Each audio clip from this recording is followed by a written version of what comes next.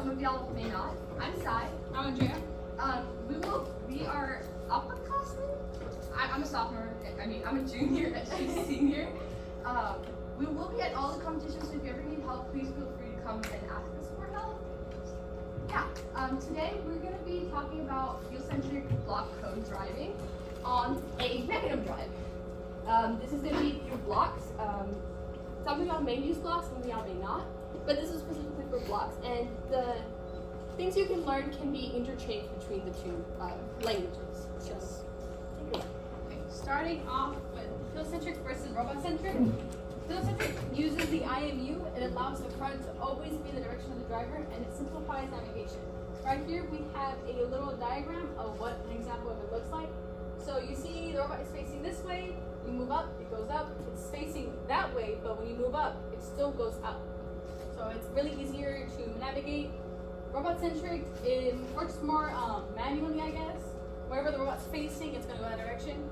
So right there, you can see it's facing in a diagonal way, and if you go up on the gamepad, it's going to go towards the direction of forward. You can use either or. In droid race, we all use fuel-centric, but that's because our drivers prefer fuel-centric. If your drivers prefer robot-centric, it's completely fine. It makes no difference as long as the driver is comfortable with it. Okay. Who here knows what an IMU is? And can guess where it is on a robot? Nobody? Okay. Kind of. So the IMU is in your control hubs. As you can see, our control hub is right here on this robot. It's inside of it, so it's pre-built. It's basically measures acceleration, how much you move, and different things like that that you can use for code. This is not the only thing you can use an IMU for. You can also use it for anti-tipping code, but that's used more for FRC because it's a bigger bot. You don't need it much for FTC, but you can do it. It's kind of a cool project to do. But one thing about an IMU is, who has had a machine mess up in your life? Like, it has just done something wrong. Okay, so this does that as well. So the way you have to, during a match, if it messes up, you can't just give up, because we never give up, okay? So what you need to do is have a button to reset the yaw. The yaw is the direction the robot is. So what the driver has to do is face the robot forward and click A. There is a demonstration in the back, so whenever you are driving and you think it's messed up, just face forward and click A, and you can see if it fixes it or not.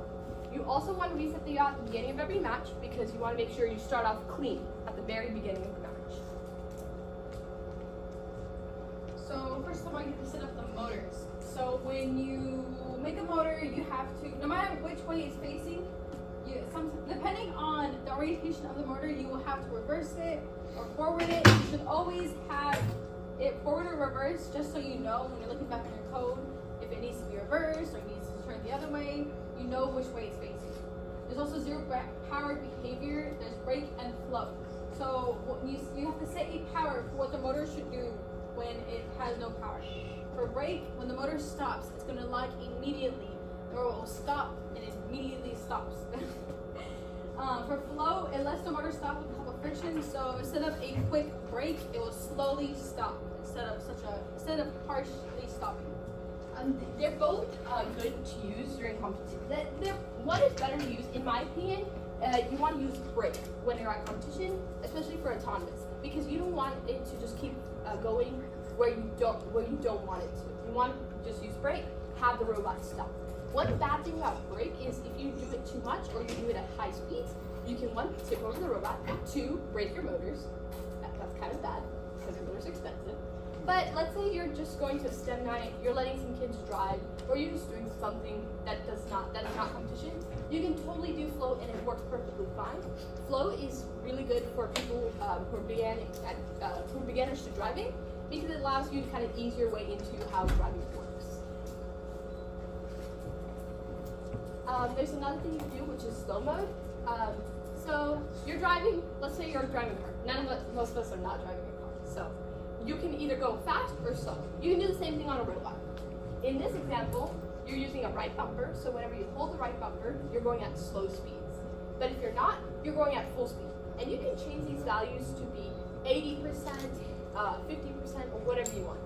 This is in decimals, so just think 100% is 1, 50% is 0.5. Another thing, it also allows for finer control. Another way to get finer control is squaring your powers. So right before you set the power to a motor, you can just multiply the power by itself, and then it allows you to get finer control. It's just kind of how math works. If you kind of open up decimals or like some sort of graphing calculator, you can kind of see it. At slower speeds, you have really good control at being able to move just a teensy bit. However, when you're at faster speeds, it makes it kind of harder to control how much your robot moves.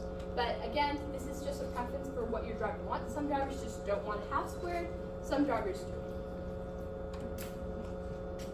And now we're getting to the controls. So I'm assuming you've all seen a game pad before, but here is an image of one. What the left joystick does, it makes the robot go forward, left, right, or backwards. The right joystick is used for turning. What this does is it gets the controllers, it sets them up, and it gets the direction. It gets the information of the direction to use later when calculating the direction for field centric. Field centric use a lot of math, and this gets the degrees and direction to use to calculate. You also want to notice that the Y here is negative. That's just kind of how the controllers are. And the theta is negative as well because that's just how math works. Yeah. So finally, you got all your values. Your robot is faced towards the right. If you're in the back, you might not be able to see the robot, but it's facing in that direction. But you want to go forward. So you want it to go in this direction where the robot's going forward, even though it's sideways. So you have to do a bunch of math. I don't know if many of y'all are taking trig or know what SOHCAHTOA is. Raise your hands. One, two people, maybe 3, 4. So most of y'all don't know what SOHCAHTOA or trig is. So it's just a bunch of triangles in like the simplest of forms. Look it up, ask your math teacher, ask your coach, or you can ask us after this presentation. That works too. Anyways, you multiply the x and y values by sine of theta or cosine of theta, and then you subtract or add them. This is just kind of the math that you have to do, so typically that works. And then you're creating 2 new variables called rotation x and rotation y. These are the new values that you use in the next slide, where Andrea will talk about how to power the motors. But yeah, this is actually what does the field centric. So now you have x and y, and you're going to start setting the powers. Using the calculated values and the rotation values, calculate powers for each wheel. You can square the powers to have a finer control at speeds. So right here you see we have y and the x, and at the end we have the multiplier which gets the speed. Sometimes you have a slower speed or a higher speed, whichever one you want. And if you're using robot centric, instead of using rotation y and rotation x, you can use x and y respectively. This is just, it's different because you just add in the numbers in the previous slide for field centric. And then finally, who knows what telemetry is? Anybody else? You don't have a say, so I know you know. Okay, so telemetry is just, in my opinion, a fancy word for data. You can send telemetry or data to your screen, so it can be a phone, it can be that driver hub that's on top of that charger thing. It allows you to troubleshoot. It allows you to make sure your robot's doing what it's supposed to. If you're in a judge's interview, instead of saying data, maybe you should say telemetry because it makes you sound smarter.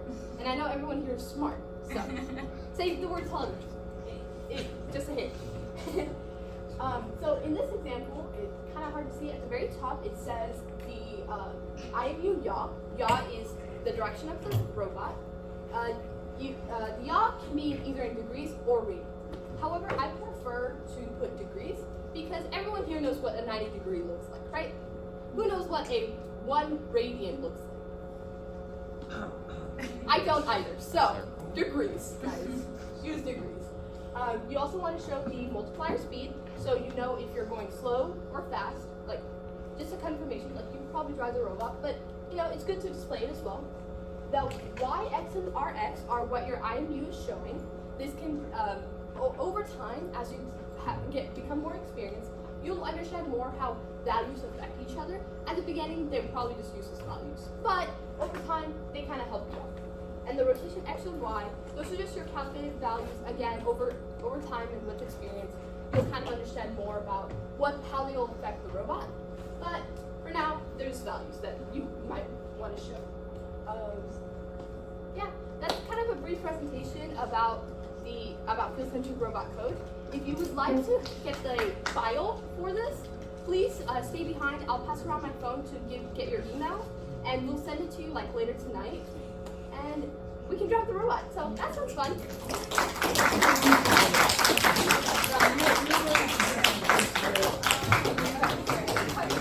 Do y'all have any questions? But we're on the East Table asking questions. Okay, you want to set up the robot? Okay. Are you gonna have it open? Yeah. How much it cost? That was kind of rough. Anyone want the block files?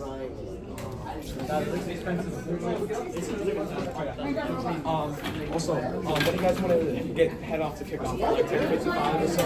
Yeah.